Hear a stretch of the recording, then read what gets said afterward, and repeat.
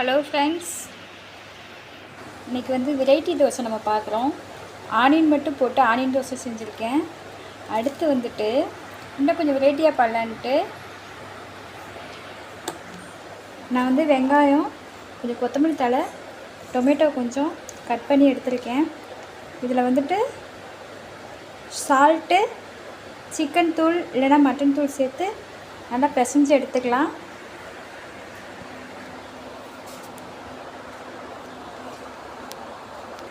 இப்போ பாருங்கள், கொஞ்சம் சால்ட் போட்டுக்கலாம், தேவையான அளவு உப்பு போட்டுக்கலாம். 1 ஸ்பூன் மட்டன் தூள் இல்லைனா சிக்கன் தூள் சேர்த்துக்கோங்க. நல்லா மிக்ஸ் பண்ணிக்கோங்க.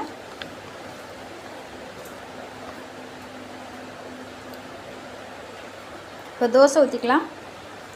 நம்ம சட்னி இல்லாமல் தோசை சாப்பிட்லாம்.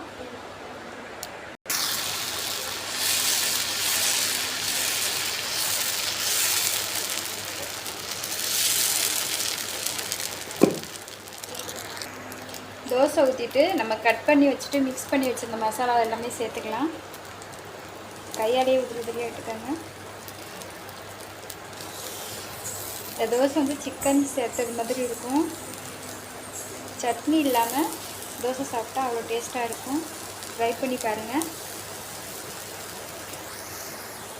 இப்போது மேலே லைட்டாக ஆயில் சேர்த்துக்கலாம். 1 ஸ்பூன் நெய் சேர்த்துக்கலாம். 1 ஸ்பூன் நெய் சேர்த்துக்கோங்க. இப்போ இட்லி முடி போட்டு ஒரு 2 நிமிஷம் வேக விட்டுக்கலாம். இப்போ தோசையை திருப்பி போட்டுக்கலாம். நமக்கு அந்த ஆனியன் டொமேட்டோலாம் நல்லா வெந்து வரணும். அதனால் ஒரு 2 நிமிஷம் மூடி போட்டு வேக வச்சுக்கலாம். மறுபடியும் ஆல்ரெடி ஆனியன் தோசை ஒன்று வச்சுருக்கோம். அடுத்து மசால் தோசை. இந்த மாதிரி நம்ம தோசையிலே வெரைட்டியாக செய்யலாம். கேரட் துருவி போடலாம், முட்டைக்கோஸ் போடலாம். இந்த மசாலா கூட சேர்த்து பிசைஞ்சு போட்டால் இன்னும் டேஸ்ட் நமக்கு அதிகமாக தெரியும். ஒரே மாதிரி தோசை சாப்பிட்றதுக்கு இந்த மாதிரி ட்ரை பண்ணி பாருங்கள். இப்போ எடுத்துக்கோங்க.